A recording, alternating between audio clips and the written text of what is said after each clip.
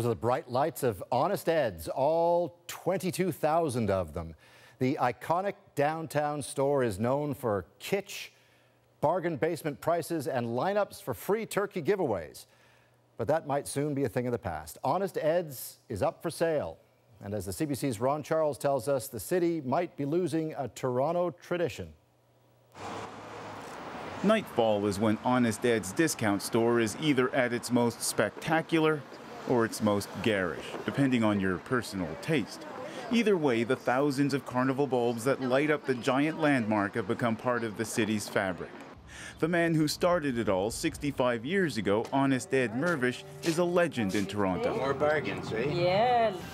Eventually, he sold enough cheap stuff like $10 dresses to finance the building of a live theater empire, refurbishing the historic Royal Alex and building the Princess of Wales theaters, as well as saving London's legendary Old Vic.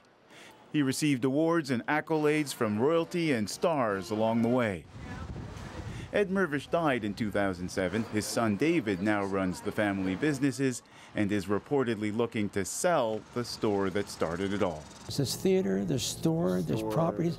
Store manager Russell Lazar has worked for the Mirvishes for 55 years. The property is for sale. I think I have no doubt it'll be that it'll still operate for years to come. Still, he says whoever the new property owners end up being, they will eventually close Honest Ed's. Sure, you'll miss it. You know, it's a lifestyle change, but you know, maybe I'll get a new career as an actor for David. You know. To understand what Honest Ed's means to a whole generation of new Canadians, you have to go back to the days when Ed Mirvish started handing out free turkeys every Christmas and holding an annual public street fair for his birthday.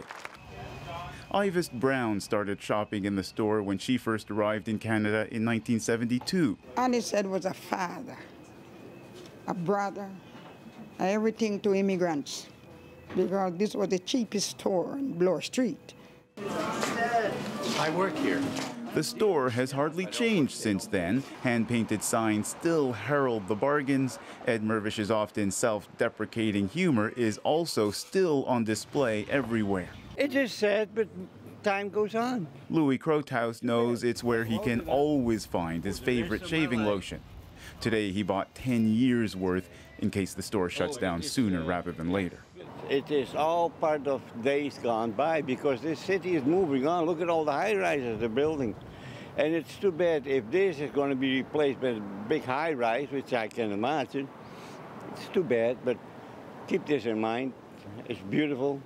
In spite of the emotions and memories evoked by these lights, it's estimated this city block could be worth as much as $100 million. A strong incentive to pull the plug and let Honest Ed's go dark for good.